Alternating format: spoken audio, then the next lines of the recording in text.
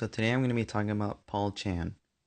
In Deborah N. Mankoff's biography, Paul Chan was born in Hong Kong in 1973 and moved with his family to Omaha, Nebraska in 1981. He attended the School of the Art Institute of Chicago, from which he graduated in 1996, and Bard College, from which he graduated in 2002, where he studied film and video. In the early 2000s, once he was finishing up school, he started to get noticed as an artist.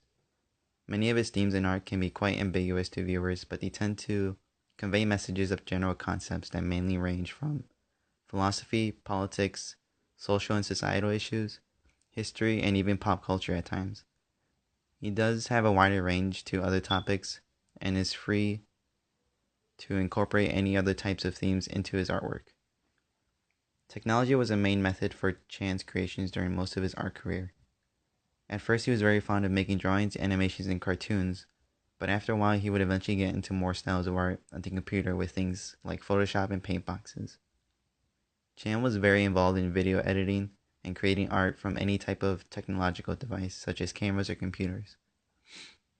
According to Calvin Tompkins from The New Yorker, Chan first started off using cameras and computers since he was into filming and photography once he got out of school, but he was also into other forms of art later on in his career, such as sculpting and drawing.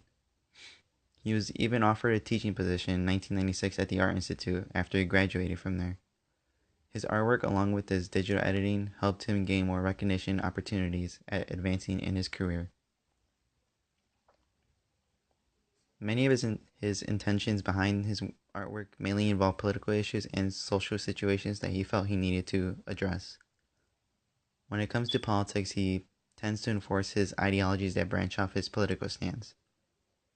He has manipulated his work to enforce ideologies from radicals and leftists. He is highly opposed to high Republican figures such as Donald Trump. Chan is very vocal on his political beliefs such as gun control. According to Andrew Russeth of the Art News, he is a known figure to promote nationwide school walkouts in support of gun control and for the March of Our Lives events that took place in March earlier this year. Rusev even mentions that the fact that Paul Chan's own publishing company, the Badlands Unlimited, provided students in several schools in New York with protest posters and signs with various statements such as NRA takes lives, fuck you guns, and Trump kills teens. His work also reflects on any real-life issues or events that he wants to address. Such events have included catastrophes such as Hurricane Katrina in New Orleans in August of 2005. He was originally offered guest teaching positions in New Orleans, but the hurricane gave him even more motive to go there. He then decided to contribute in producing a play that would be based off the original book called Waiting for Godot. Paul Chan decided to help contribute to this production of the play as a gift to New Orleans after Hurricane Katrina. Holland Cotter of the New York Times mentioned that he showed his dedication to the cause by teaching in schools for months before and after the Godot project. Chan was known to be the imaginative center of the project as he did everything he could to make this play reach its full potential. The performances were very unique on their own and were not the sole part of the project that Chan envisioned.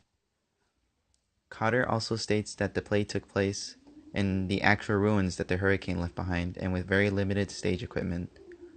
This tragic comedy is based off the original story by Samuel Beckett and is about two men who end up talking about their own lives while waiting for a third man named Godot who never arrives.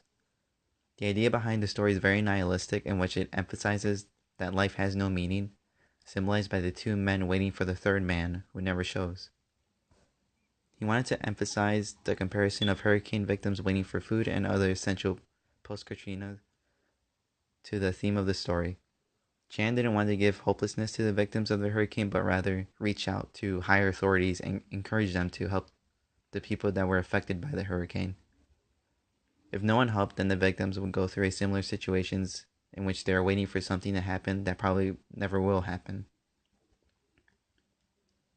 Many people recognize the distinction of Chan's work from distinctive features. Much of his famous artwork are animations that are continuous loops. Jerry Saltz of ArtNet explains that Chan tends to use very eye-popping color to grab the audience's attention as well as define lines. His style of art really catches your eye due to the various color schemes and unique layout of his art. Saltz also mentions that he likes to combine different concepts of our understanding, such as history, politics, and current media. This brings a sort of ambiguous feeling to the viewer as it encourages them to try and make sense of the art. It can be quite confusing at first, which is almost the way Chan wants it to be. This next piece is called Happiness Finally After 35,000 Years of Civilization.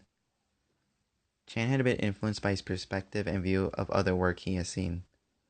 Henry Darger, who was a janitor in a Chicago hospital but also pursued a secret life as an artist when he wasn't working. His work had always been confusing to Chan and he couldn't make out what to feel about it. Darger's art was something Chan was always interested in and even influenced Chan and his artwork, but he always had a hard time making sense of his work. He always thought of his art as very ambiguous. Chan valued the themes Darger incorporated, that there had to be a darkness counterpart to a paradise, a light and dark contrast, according to Mark A. Durant. He also valued the concepts of attractiveness and strangeness as important themes. This piece is one of his more distinctive and famous pieces. It is an animated continuous loop of young women in a period of euphoria, surrounded by other utopian characteristics. This type of imagery was something Chan saw in Darger's work, which inspired him to do something similar in his own work, and also with his own input. This piece also shows another aspect of violence and dystopian characteristic. He thought that the concepts of both strangeness and attractiveness were important things to include in this piece.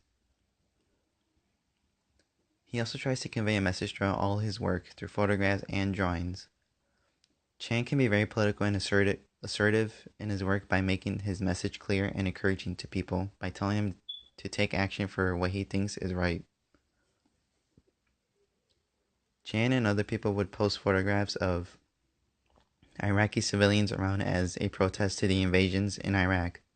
Even though the 9/11 attacks took a big emotional toll on him, he was still against the whole idea of an invasion in the Middle East, as he still respected international boundaries and his idea of morals. Most critics have mainly had an unbiased view and critique of Paul Chan and his work. Not many people that are very present have criticized him in a negative way. Jerry Saltz from Artnet seems to be very fond of Chan's work. Saltz praises Chan for the visual appeal his work has, especially his piece My Birds Trash the Future, due to its standout colors. He describes his artwork as a unique sight to see, that only a first-hand view will give you the full experience of his art. He also compliments Chan's interpretive messages and themes behind the work, and how one would have a good experience in witnessing it in person. Holland Cotter from the New York Times also takes a stand in how he views Chan as a person, artist, and his work. Cotter seems to appreciate Chan as a person and artist, as he compliments his personality and his intentions as an artist. He described him as a quiet, good-humored, and self-contained person. He also compliments him on his contribution and effort into the production of the remake of Samuel Beckett's Waiting for Godot. He also describes how Chan's work is very unique and interesting compared to other artists, as Chan is an individual he doesn't encounter very often. Another field of study that Paul Chan's work connects to is politics. There are areas in his work where he tries to convey a political message behind it. As mentioned before, Chan leads more to the democratic side himself, so he enforces ideas from the left. He makes sure to make his voice heard, as well as the voices of other people who have similar ideals and beliefs. Much of his political work stems from activities from before, such as fighting for gun control and protesting the invasion and war in the Middle East after 9/11. He is also assertive when it comes to protesting ideologies that contradict his own leftist ideas through art and other methods of protest. He isn't one to directly attack Republicans or anyone that disagrees with him for that matter, but he makes sure that other people, including his oppositions, know where he stands in a political sense. I find Paul Chan's artwork very interesting from my own perspective. When it comes to his animations, it really grabs my attention and really makes me think about his piece. His animations really call to me due to the standout colors he uses, and makes me appreciate how visually appealing it is. I also really find his designs and elements very distinctive in his work, as it encourages me to keep looking closely and make sense of what he made. I also like how Chan tries to incorporate a message in his artwork. He shows dedication to addressing a certain issue in his artwork. I also see how he can be very creative about approaching the issue and how he chooses to present it through his art. Overall, Paul Chan is an artist anyone can appreciate as he has a very unique way of creating things and presenting it. He is one of the many famous contemporary artists of this age, and he shows no signs of stopping anytime soon.